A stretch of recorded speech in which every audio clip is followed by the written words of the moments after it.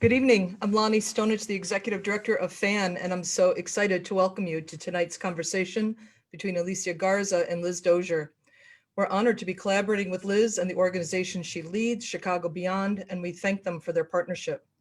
For those of you new to FAN, we are a nonprofit organization that presents a high-quality speaker series offered free to the public on a wide variety of topics, including human development, mental health, education, social justice, among others.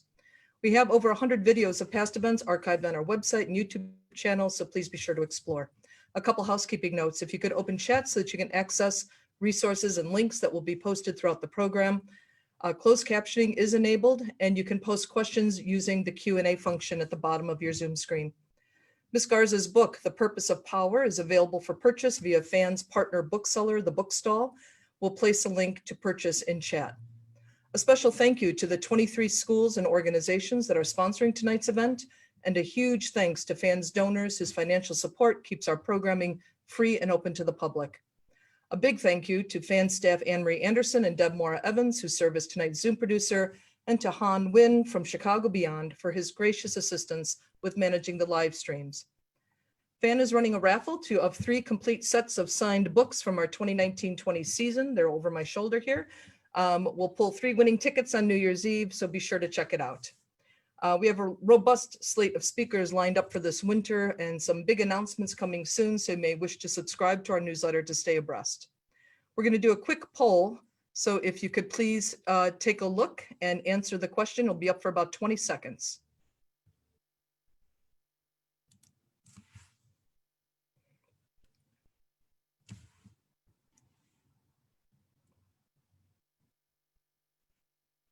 Okay, about 10 more seconds. It helps us gauge viewership. All right, just a couple more seconds. Thanks very much. Let me get it off my screen. There we go. All right, so now for formal introductions. Alicia Garza is the founder of the Black Futures Lab, which in 2018 conducted the Black Census Project, the largest survey of Black communities in over 150 years. She is also the co-creator of Black Lives Matter and the Black Lives Matter Global Network, which now has 40 chapters in 4 countries. She also serves as the Strategy and Partnerships Director of the National Domestic Workers Alliance, the nation's premier voice for millions of domestic workers in the United States. Additionally, Ms. Garza is the co-founder of Supermajority, a new home for women's activism. Her first book, The Purpose of Power, How We Come Together When We Fall Apart, was released in October. She also shares her thoughts on politics and pop culture on her podcast, Lady Don't Take No. Liz Dozier is the founder and CEO of Chicago Beyond, an impact investor that backs the fight for youth equity to ensure all young people are free to live their fullest human potential. Chicago Beyond invests in ideas, individuals, and organizations that work to create equitable access and opportunity for young people in Chicago and other cities. Ms. Dozier created Chicago Beyond with funding from philanthropists Kimbra and Mark Walter. Prior to Chicago Beyond, Ms. Dozier worked as an educator and school principal and was featured in Paul Tuff's book, How Children Succeed, and in CNN's 8-episode docuseries, Chicagoland. It's my pleasure now to welcome Alicia Garza and Liz Dozier. Thank you so much, Lonnie, for that warm introduction. Alicia, it is such an honor to be in conversation with you tonight. Just glad we get to talk and to dig into the purpose of power together tonight. I cannot wait. And you know what? With excellent glasses like that, Liz, we're already way down the road at this point. Exactly. We're good. I wore them just for you. They're so cute. I love. Thank you. Okay, I have to start. I listened to your podcast, Lady Don't Take No.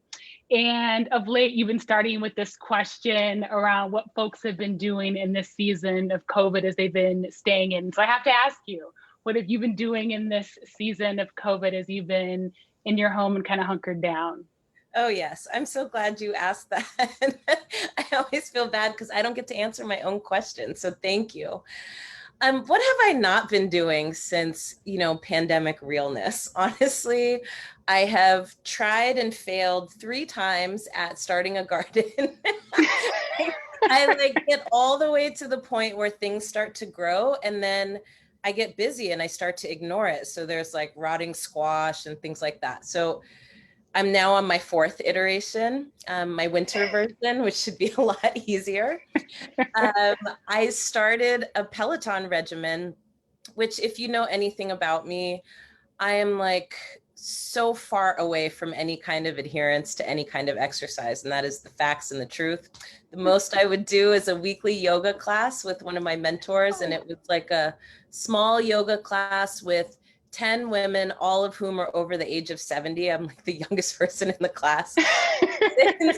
Pandemic ended, because who likes to go to yoga class and see people in fresh makeup and like their Starbucks cup? No, I want to get my stress on. So because of the pandemic, that has been closed down. And so early on, I got a Peloton bike and I just said to myself, please, Lord, don't let this become a clothes rack. And to date, it has not. And I just completed 2 weeks ago my century ride. So I'm really excited. Oh my gosh, congratulations. Thank you.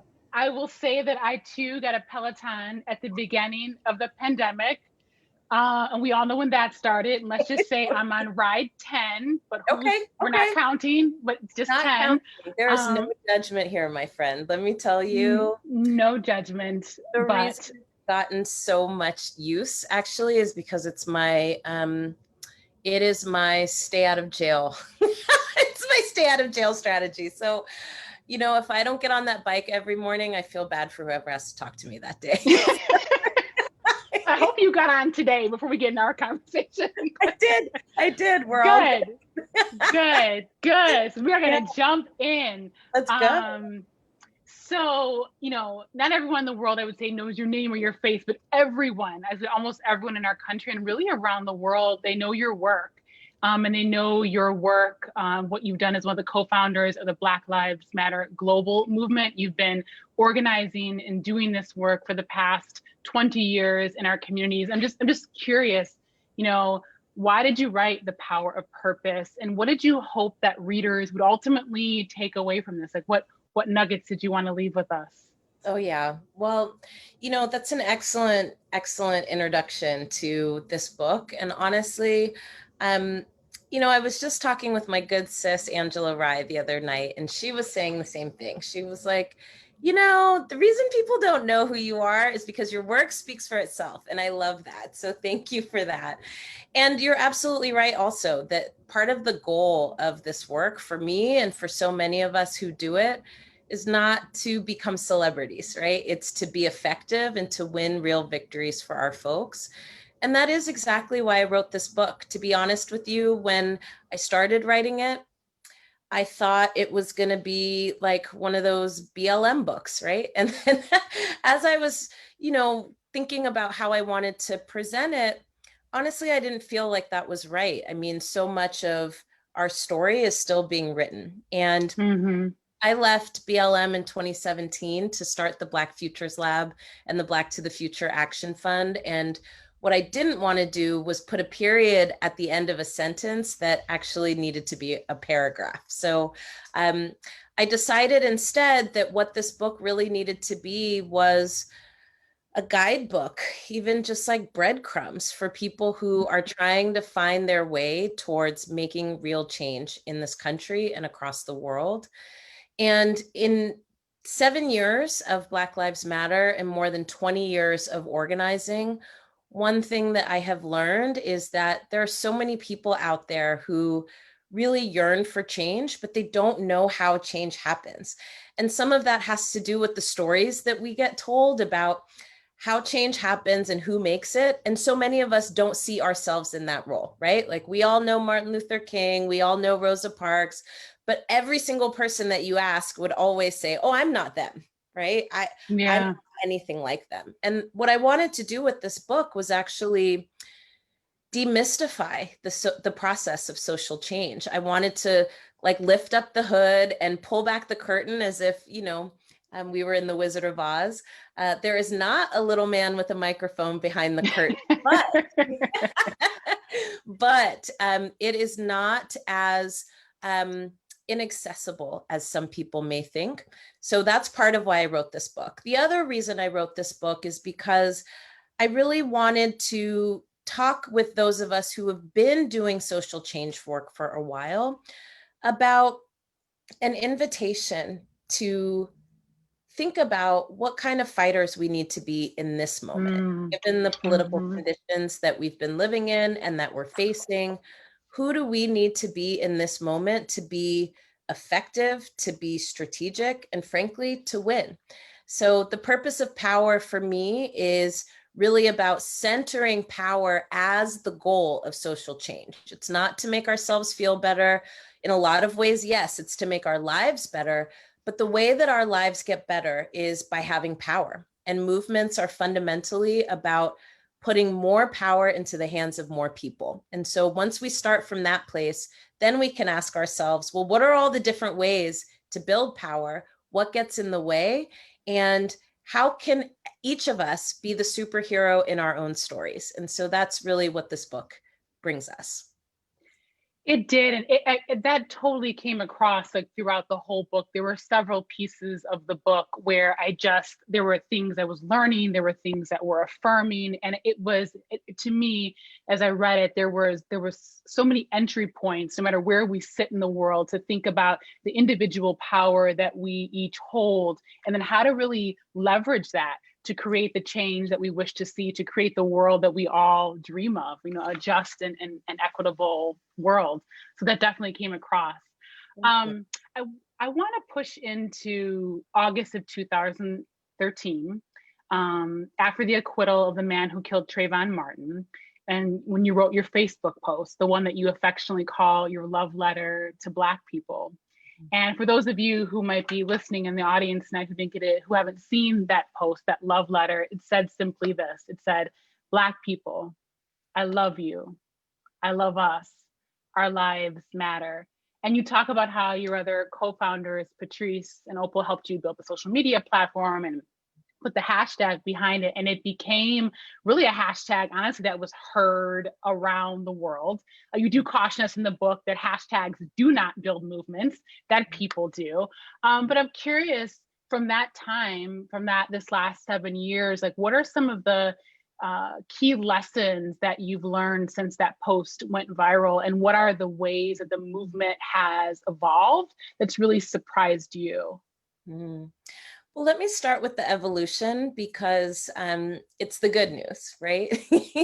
Yeah. And so much of what I feel really proud of in relationship to this movement right now is how it's growing. As of today, this movement is the largest protest movement in the history of this country. And that is important, beyond being a brand, beyond being something that everybody knows, beyond being a hashtag. What that means is that more people than ever before have joined a Black Lives Matter protest. And that, I think, is indicative of the ways in which this movement has begun to change not just the narrative in this country, but also is changing the landscape upon which rules are made. And rules are broken. And so that is important. And part of how that happened, I think, is in this last election cycle, where more people than ever almost in the history of elections in this country participated. And that's incredible. And I think it had a lot to do with the fact that people saw a concrete opportunity to take their protests to the polls and really make their voices heard in relationship to a very clear direction shift, right? We could either stay where we are and continue to slip backwards into 1776, or right, we can have the courage together to step forward into our future, knowing that our future has not been written, knowing that each step along the way is not going to be perfect and it's not going to be all the things that we love, but also knowing, I think, that there needed to be a clear mandate, and a clear mandate there was. And today, on December 14th, as far as I know, the Electoral College has again affirmed that we This is true. It's true. These are facts. That is important. That is really, really important. And I think what that took, to be honest with you, Liz, is it took the ability for movements to not be ambivalent about the electoral realm any longer. Understanding that democracy as we know it has never been perfect. In fact, especially for communities of color and poor people in this country, democracy is deeply flawed on purpose. It was not built for us. And at the same time, I think after 2016, people got very clear that everything we leave on the table, we leave for someone else to eat. And so that is a huge accomplishment. And it took different kinds of alliances. It took like getting clear about what beef mattered and what didn't, right? And I think in doing that, we pushed a boulder up a mountain that frankly, I started this year thinking we're in for another 12 years of Donald Trump. And I say 12 years on purpose. With that being said, other things that I'm learning, you know, some of the big parts of learning for this movement is just, and not just for this Black Lives Matter movement, but I want to speak more broadly than that. I think a place of learning for all of us is to right size the role of social media. So much of where we all get our news and our information is on these little screens, right? And I think we really learned, not just in 2016, but this year that, you know, unaccountable social media platforms allow all kinds of information to proliferate, whether it's true or not. But it also, especially in this moment where we're so dependent on it because we're in a pandemic, it begs the question of what kinds of relationships can be built on social media and what kinds of relationships should we focus on also building off of social media, knowing, right, that these platforms are not yet accountable to the civil and human rights of every person who uses them. And I say that to you as somebody who gets death threats on these platforms, who has all kinds of rumors and innuendos that have traveled around the world about me and nothing is being done about it, right? So we have to know that these platforms are not neutral and that has impacts on our movements. And so just to be specific, you know, and I was saying this to a group of organizers today, you know, the right has spent 30 years building a very powerful media infrastructure. And the reason that they've done that is because they know that part of what it means to have power is to control the story of who we are and who we can be. And it's also to control the story of who's at fault for the conditions that we face every single day. And one of the big lessons I think that our movements can take up for this next period is not to leave that kind of power on the table. So often we ignore conspiracy theories and we ignore death threats because we think that these are things that are a part of the landscape of what it means to make change. And in a lot of ways, they certainly are. But one thing that we should be paying attention to is how much are we investing in telling our own stories? We already know that our opposition is going to try to tell our story for us, but how much are we really investing in the vehicles that are needed and also the content to tell stories that matter and to tell stories that help people see themselves as superheroes in the same way that the right does. The other thing that I'm really learning in this moment is that there are millions of people who are looking for a movement and they don't know where to find us. And some of that has to do with storytelling and who they think we are. But a lot of it has to do with the fact that we've over-relied on social media to reach people. And I can tell you right now, if you're like me, I started my podcast, frankly, because I was tired of watching TV. And honestly, I couldn't take the constant barrage of the same story over and over again, lots of which I didn't fully agree with, right? Framing wise or otherwise. So I started my own news channel, okay, to be able to talk about, you know, bite-sized ways for people to digest current events, but also to have a little fun inside of what is really not that fun, which is politics. And, you know, that to me is an investment in telling our stories. I want us to consider that this podcast could reach the same amount of people, right, that AM radio does or a CNN does, right? And but it's just this little vehicle, right? Imagine if we had a whole bunch of those that were really trying to reach people who, frankly, don't care about labels like Democrat or Republican. They don't really identify with either of them.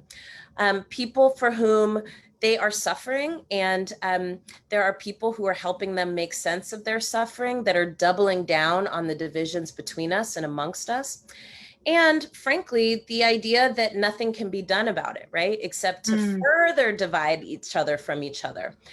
We actually need something different here. And there are millions of people who are trying to make sense of this moment. And we have a job to play. Last thing I'll say on this, Liz, is that in my book, I talk about how I came to know politics. It was through MTV News during the culture war of the 1980s and the 1990s. And I really believe that we're in another moment just like that, where competing values, right, are warring for dominance. And, you know, in the 80s and 90s, the conservative movement won the narrative. That is how we get to border walls and Muslim bans and, you know, jumping out of climate agreements, right? The seeds were being planted then. What are the seeds that we're planting now in preparation for this next phase of culture war, which frankly is going to determine the next 30 to 40 years of what this country looks like politically, materially, and socially?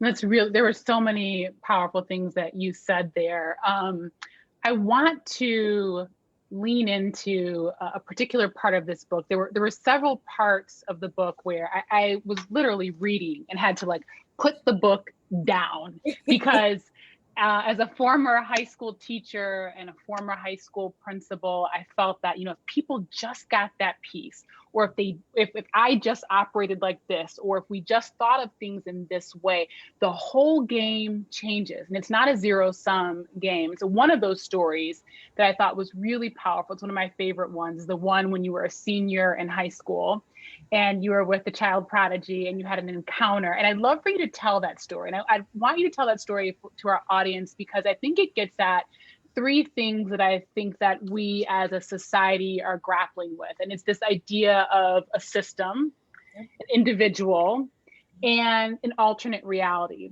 And I think sometimes we think of those as three disparate types of, you know, people or ways in which to engage. But, you know, the individuals create the system. Like we decide how we're all going to show up in the system and what the system will ultimately do. And we can really create an alternate reality. And so we'd love for you to share that story and tell us a little bit more about how it changed your thinking about systems, individuals, and alternate realities. Well, I'm so grateful for the opportunity to tell it, because it's also one of my favorite parts of the book. And it's a story that doesn't turn out the way that you think it's going to turn out. And, you know, I start off by talking about being a senior in high school. And I was out one night on a school night doing what teenagers do. I was with my classmate who happened to be a child prodigy. She was 3 years younger than me, but she was in my grade and graduating with me. And we both were good students, right? But we were sitting in my mom's car in Marin County, and we were smoking weed. And we were rolled up on by a sheriff. And that sheriff, you know, looked in my car, found more than, at that time, there was no legal limit, right, of possession of marijuana. So it was way over what we would consider to be legal right now. And, you know, here I was, a Black girl child, right, in a very wealthy community, having this experience and interaction with the police. The shorthand of the story is that I did not get arrested. I did not get charged. And in fact, I was told to sober up and go home. And I also, you know, for anybody who's watching, I also maintained possession of that marijuana. That was many, many years ago, my friend. I'm turning 40 next month, so I can assure you those days are behind me. But what I will say is this. This is not how stories typically tend to turn out for Black folks in particular, and in relationship to police and policing. There were a lot of different factors that allowed for this to turn out the way that it did. Number one, if I had been a young Black male of the same age in the car that I was in with a little, white girl, blonde hair, blue eyes, right, smoking weed in the middle of the night on a weeknight, I definitely would have gone to jail. Had I not been with that white girl, right? Even as a Black girl who lived in Marin County, I would have gone to jail. Had my address on my license been from a community that was just 5 miles away called Marin City, which was considered to be the place where Black people lived in Marin, I would have gone to jail. But I did not go to jail. And I actually tell the story in the book of how I went away to college. And I came back during a summer break and was at a coffee shop with a friend and ended up running into that same officer. And I talked to him and I said, hey, I don't know if you remember me, but, you caught me doing what teenagers do, a year ago, and you let me go. And I want to tell you I'm in college and, thank you, basically, because that one decision could have changed the course of my life. And I was saying that in the context of being in a very small community where, frankly, we knew the police officers who patrolled our community. But I also say that as someone who I think at that time also deeply believed in the role of police in keeping us safe, right? And so, essentially what I was saying was, thank you for being an aberration to how systems function normally. But I didn't know that at the time. And I think the reason that these stories are important is because it really highlights how racial disparities work. Even though it didn't turn out that I went to jail or that I was arrested, what it meant, right, was that I was being treated like the majority of my peers in that community, who were mostly white and wealthy. And there were several different factors that intervened in the ways in which race usually shapes people's outcomes. And I want to say that some of that is also not accidental, that in an officer's mind and the way that officers are trained is in a lot of ways to use discretion, but that discretion is based on their assumptions about your threat level, right? And your level of criminality. And so you're absolutely right that all of these things link and they interact and they intercept. And for so many people, their stories don't turn out the way that mine did. Their stories turn out that we were doing the exact same thing. They could have been straight A students like I was. They could have been, having fun in a car like teenagers do. And they could have been arrested and had the course of their lives changed forever, and had that on their records and carried that with them through trying to get employment, through trying to access housing, through trying to access scholarships and financial aid. And these are exactly the ways that Black communities and poor communities, right, are trafficked, right, into a whole different set of social circumstances, which lead to a different set of economic circumstances as well. It's interesting because you talk about this in your book. I'd love to hear more about this too. You talk, and I want to challenge people to read it and really dig into this point. And it's this notion of deserving and around like the respectability, politics, and this notion that, dehumanizing structures have a moral ground to stand on, like based on whatever it is, how you dress, what schools you went to, where you live, all of that. And you really challenge us to examine how we internalize who deserves what. It's a notion that Chicago Beyond has been pushing on since its inception. In philanthropic circles, we've been pushing on that idea, like who deserves what. And so you talk about throwing out respectability, like throwing that out of the window, and really recentering the conversation on the actions of the inherent worth of Black lives. And we'd just love to hear more about your thoughts there. Oh, yeah. Well, respectability is something that gets tossed around a ton. And you're right. I wanted to talk about it in this book because I wanted to help not just define it, but to put it in context and to help us understand what the consequences of respectability politics really are. We see this in movements all the time, and it's not unique to this one. That essentially the way that we determine who is deserving has a lot to do with mirroring the very society that we have said is not sustainable and is not working. It is why, right? Trayvon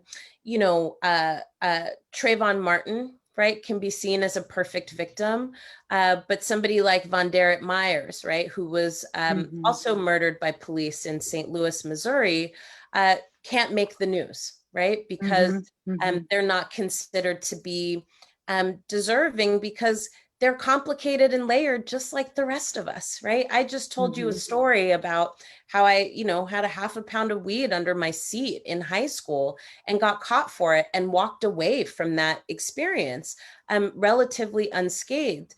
And it's to say that one of the big reasons for that, right, is because the community that I was living in, right,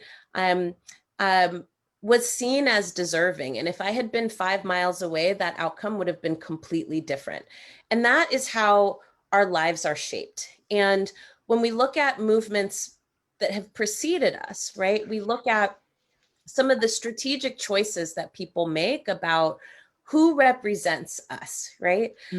Black Lives Matter and, lots of movements like us have really tried to interrupt that by saying, we're not focused here on a charismatic leader. And that even goes for me and for Patrice and for Opal. I mean, anybody you talk to, anything related to BLM might be like, I don't know that person. They're not my leader. I'm my own leader, and that's important. I mean, I don't think that we need these messiahs, right, in order for us to get organized and activated around making change. And it's one of the pitfalls of our movement.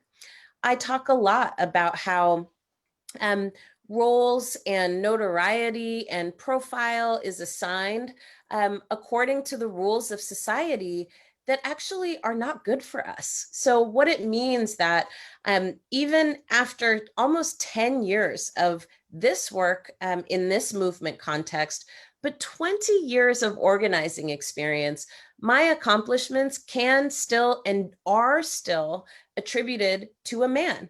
And why is that? Well, it has to do with patriarchy, but it also has to do with who we're looking for to lead. And in the book, I talk a lot about how lots of us are guilty of looking for the second coming of Martin Luther King Jr. or Malcolm X, when really we should be looking for the Fannie Lou Hamers and we should be looking for the Polly Murrays, because those are exactly the people who are leading in this moment. And, beyond any one person, right? This is a lesson that we do not learn at our peril. In fact, one of the things that we know from the era that preceded us is that one of the big reasons that these movements didn't achieve what I think they were on track to achieve, frankly, when we look at the Black Panther Party for self-defense, when we look at the Student Nonviolent Coordinating Committee, when we look at the Congress of Racial Equality, like these organizations and these movement stalwarts were on a path to transforming our society as we know it. But because so many of them, not the organizations per se, but our movements were organized around charismatic figures, those figures were targeted for demise. And what it did is it actually sent the movements into disarray. It led them to be more or less directionless because so much was rooted in those individuals as opposed to the foundation of those movements, which was the people at large. So for us, I think it's important for us to understand the long-term impacts of what it means that not only are we trying to elevate activists to celebrity, right? So going back to our first comments, I actually don't care if you never know my name, but I do want you to know what we're up to because it's important for our future. But it also goes back to this quest of like, we say that we want to interrupt these systems, right? But then we end up perpetuating them and replicating them in the processes of change that we advance. So I'll close by saying this. This isn't a scolding. And this book even is not like a tell-all book about, who did what and who didn't do what. I don't, I keep receipts now, Liz. You do know I keep that's not in this book, I only use receipts when I have to. I hear you. But if we were doing books of receipts, we'd be like on Stephen King status or Danielle or whoever else, right? John Grisham, people who produce a lot of books, because I have a lot of receipts. Right. But the bigger question is this: how do we actually make new mistakes so that we can advance in the change work that we are doing? From the 1940s to the 1960s to the 1980s to now, we are still dealing with how patriarchy infects our movements. We are still dealing with this question of platforms and profiles and pedestals. And we are still very much dealing with the fact that movements are comprised of people, and people are messy, and we are trying to build a thing that we have not built before, trying to get farther than the people who preceded us got, and also learning about what we have to dismantle in ourselves and what we have to build in the process of dismantling the things that don't work around us and building the things around us that will and do.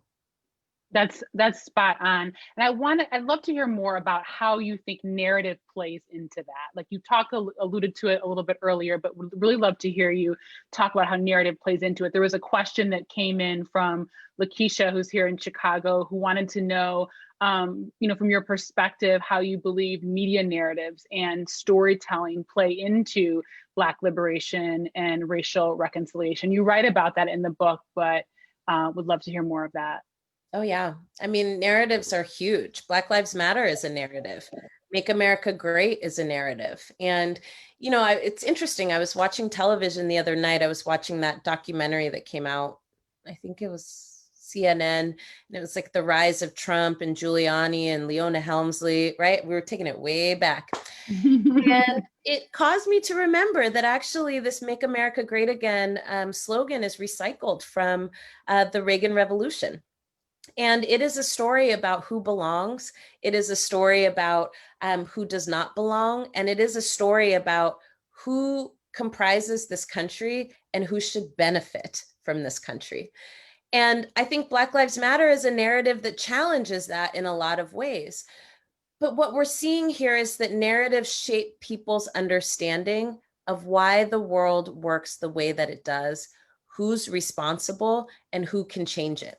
So just this past weekend in Washington, D.C., we saw that Make America Great Again narrative playing out, right? And the tension between that narrative and the Black Lives Matter narrative. And it really played out in the sense of white supremacists fighting people in the street and ripping down Black Lives Matter banners from Black churches and stomping on them and burning them, right? I mean, these are what seem to be, for some people, trivial actions, like people throwing temper tantrums, but it's actually not. It's to tell a story about what's happening in America. And I can tell you that you can go into white households across this nation, and there are people from every walk of life. This isn't like in Appalachia, right? This is in Chicago, this is in St. Louis, this is in San Francisco, where you can go into white homes across this nation and people will say, I'm not for Black Lives Matter. I believe they are trying to take things from us that they did not earn. That is a story that has been perpetuated, right, by people in power to stay in power.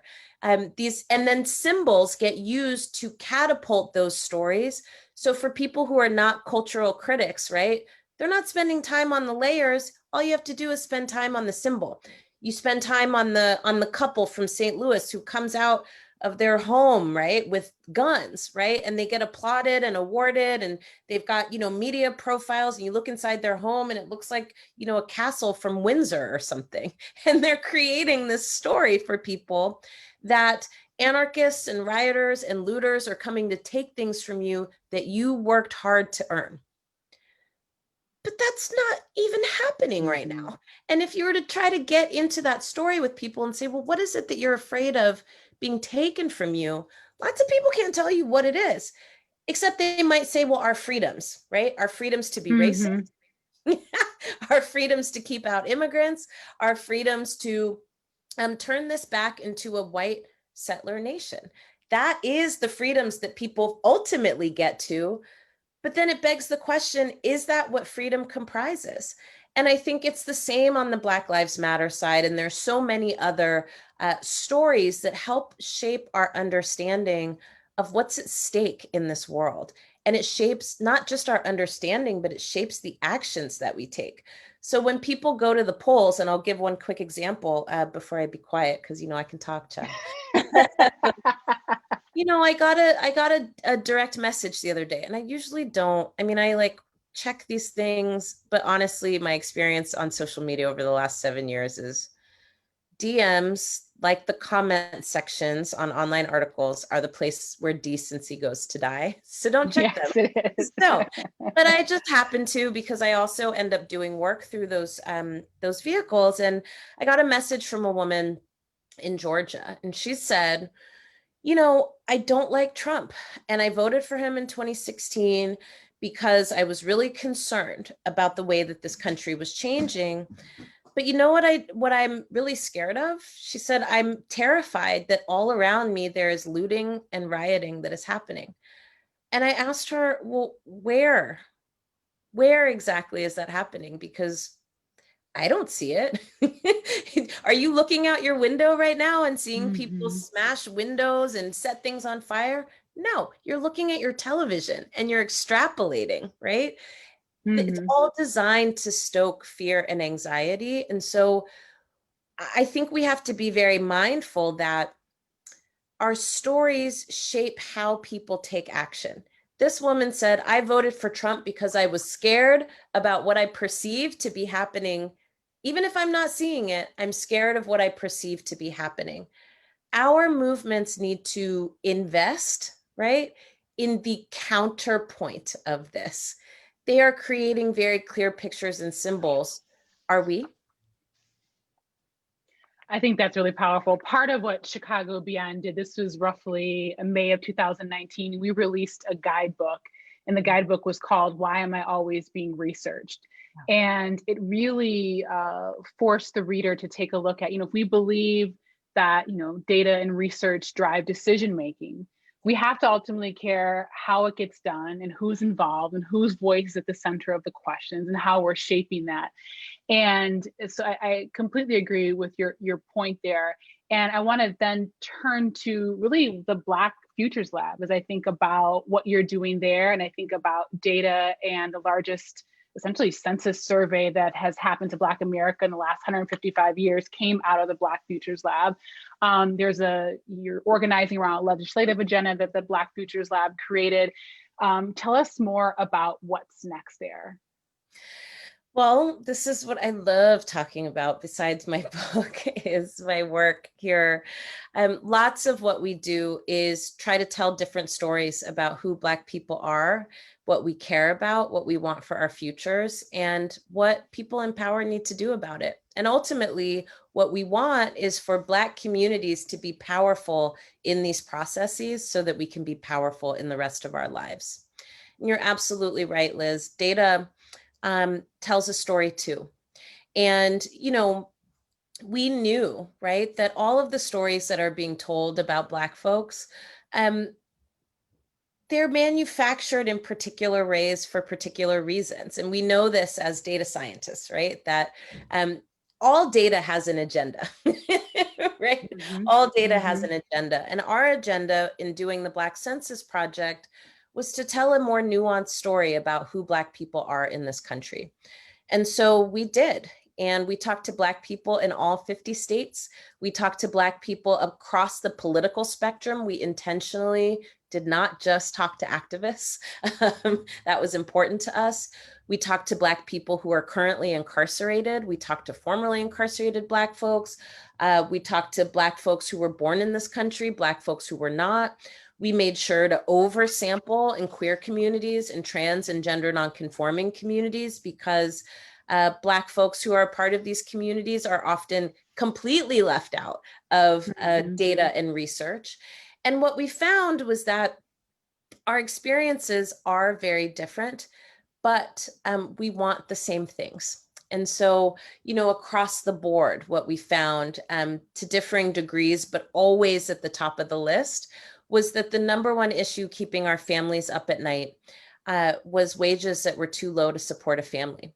We found that people couldn't sleep at night because they're worried about college debt. They're worried about not being able to afford healthcare, not being able to afford affordable housing. And frankly, policing and police violence was not the top issue. It was actually like the fifth or sixth. And a lot of what people said there was that what they want is for police to be held accountable when they commit crimes in our communities. And so here we are with this rich treasure trove of data. And we asked people not just what do you deal with every day, but what do you want to see done about it? Well, the majority of our respondents said they want to make sure that people who are making over $250,000 a year are paying their fair share. Folks talked a lot about making sure that there is a wage that people can live on, right? And people named $15 an hour across the board, whether you're in the South or on the West Coast. We should have a wage that people can live on. People talked a ton about making sure that government is responsible. And this is important to me. I was on a phone call today with a couple of the folks who will become some of the new decision makers in this administration. And, we made sure to make the point that not only if we're going to address racism, we can't be race neutral, right? And this is what people always try to do. They're like, oh, yes, for too long, we've been using race in our decision making. So if we just don't use it, then we've corrected the problem. And it's like, no, you have generations of rigged rules. You have to unrig them, and you don't unrig them by ignoring that they're rigged. But then leading into that, I think the other piece of it here is that we can't slough off these problems. We have to make government accountable. And for too long, right? And people said this in the census, for too long, we have relied on the charity, right? The charity of entities outside of our government that we pay taxes to help close the gap. And actually, that reinforces a power dynamic, right? Where the entity that is actually accountable to our communities, right, is not the entity that is leading in terms of solutions. That's a problem. So it is important to have partnerships, but at the end of the day, people elect a representative because they know they can hold that representative accountable. And that is not possible, right, when we replace government with the private sector. So people talked a lot about what it would mean to strengthen the ties of government so that it is ultimately responsible for the well-being of all of its citizens, and making sure that part of that well-being is intentional work to unrig the rules that have been rigged against our communities for generations. So if you want to check out some of the work we're doing, you can check it out at blackfutureslab.org or thefuture.org. I will say that we've done the Census Project. We released a Rona and Relief Recovery Plan for Black America. We also have released a Black agenda that has been informed and influenced by the Black census. And it talks about how to make Black Lives Matter in policy from City Hall all the way to Congress in all the areas you can think of. And we've used that agenda to organize Black voters in advance of this election cycle. And so what we were able to accomplish is that, at least 100,000 people used that agenda to make decisions up and down the ballot. That's important and impressive for us. And then finally, I think our real work here is about making sure that our communities are the decision makers. And so we just wrapped up our first round of the Black to the Future Public Policy Institute, where we trained almost 40 Black leaders from across the country in 9 states how to write, win, and implement policy in cities and states across the nation. So next year, watch out, because you're going to see us move some of those policy campaigns forward.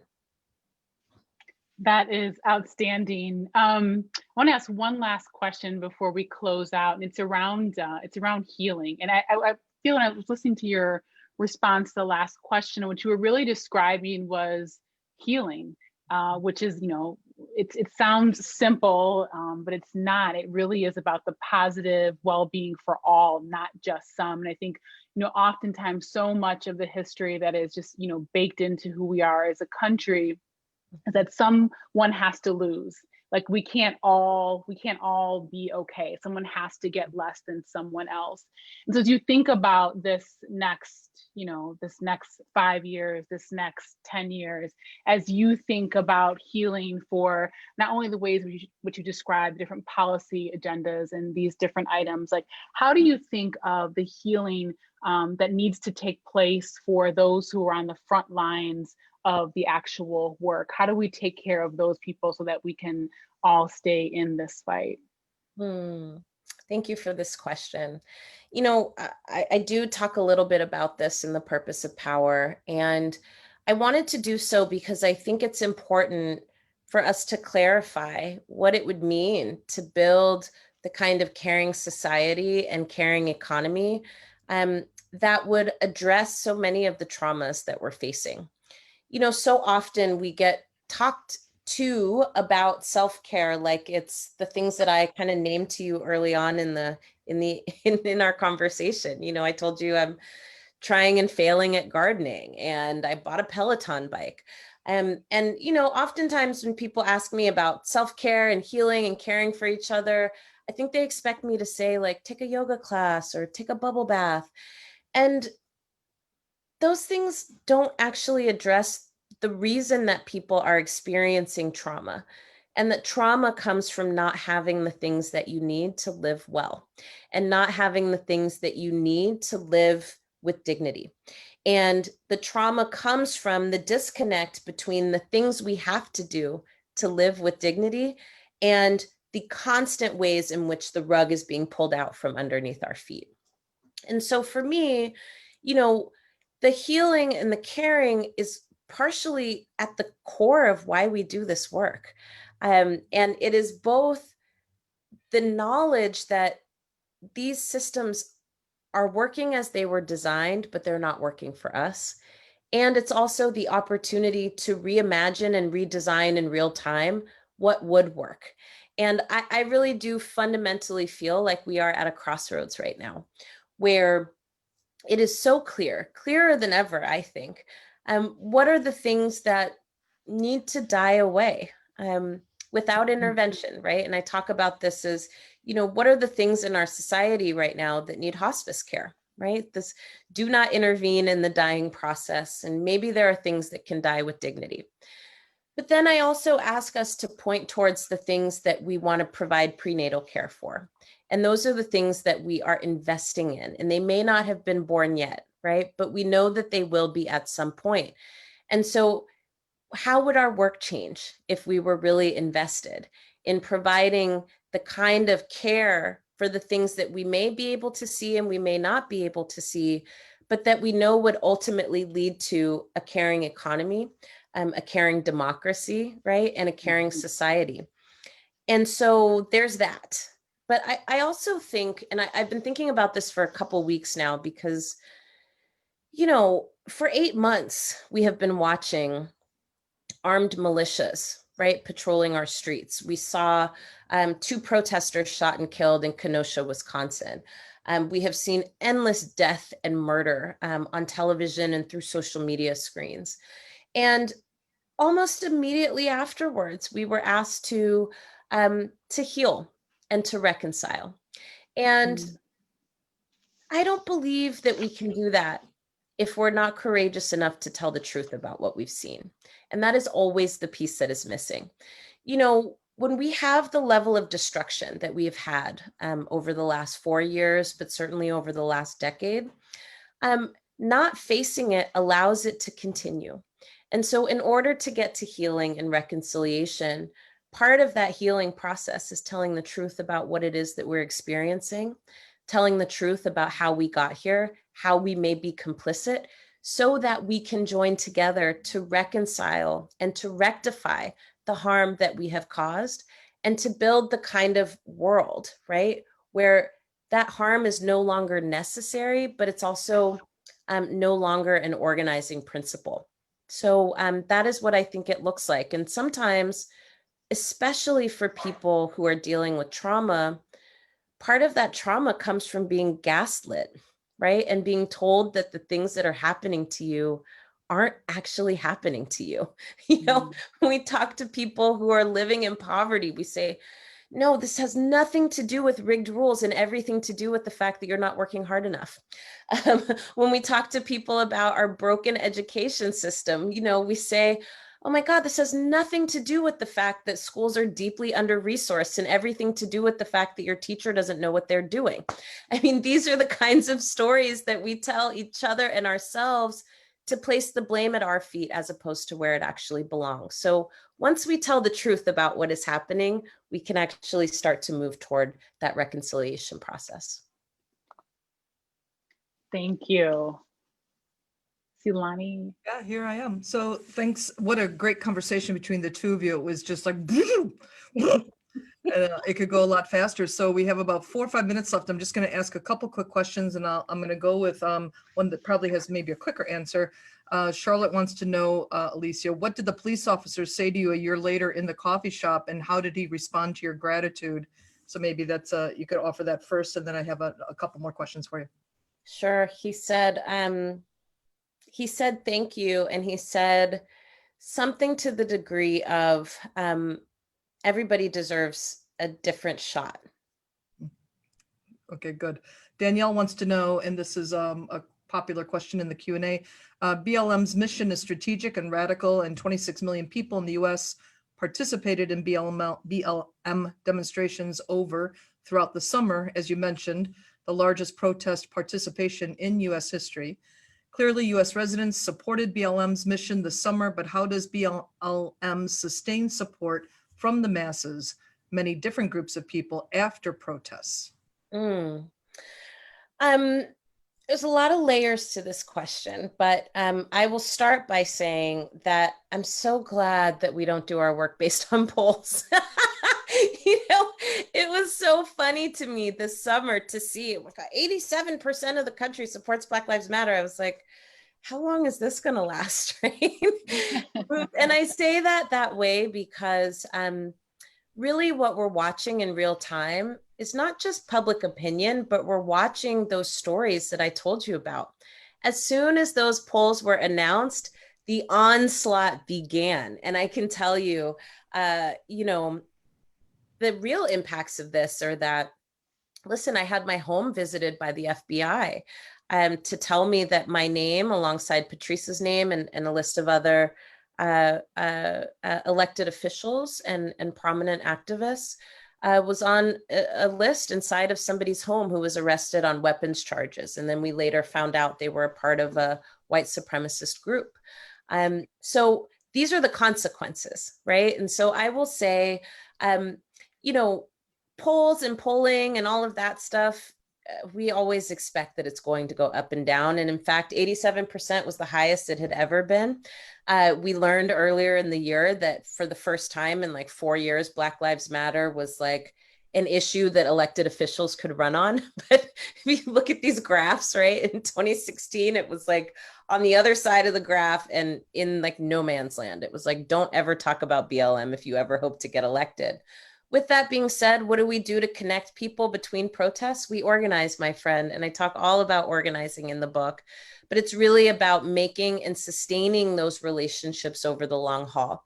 It takes a lot of work to get somebody to decide that they're going to join a protest, but we have to keep fighting for people to stay involved in the efforts that are always happening in between, that are actually helping to change rules, change laws, and change stories. Okay, I know we're coming right up at 8 o'clock, and Alicia, I know that you have another event right after this one, so I'm going to pivot to Liz. I wish I could get to more questions, but Liz, I know you wanted to close out with a couple final words, so why don't you go ahead, since we're so close to 8. Oh yeah, just to say thank you so much, Alicia, for joining us tonight, and thank you to Lonnie and all the folks at FAN for helping to put this together. I'm just so glad that we were able to dig into this conversation, to have an honest conversation about where we are in our country and where we hope to go. Okay, Thank great. you so much, Liz. It was such an honor to be here with you tonight. Thanks for everybody who tuned in. I really, really appreciate your support. And this is just the beginning, my friend. We'll look forward to many more conversations like this. Okay, thank you everyone for watching. Be safe, have a safe and healthy and hopefully slightly less stressful holiday season. If you can manage that, please do your best, and we'll see everyone at programming in January. Thank you so much, Alicia. We appreciate your time. Thank you so much. Big heart back right at you. Thank you. All right. Good night, everyone. Thank you. Good night. Thank you.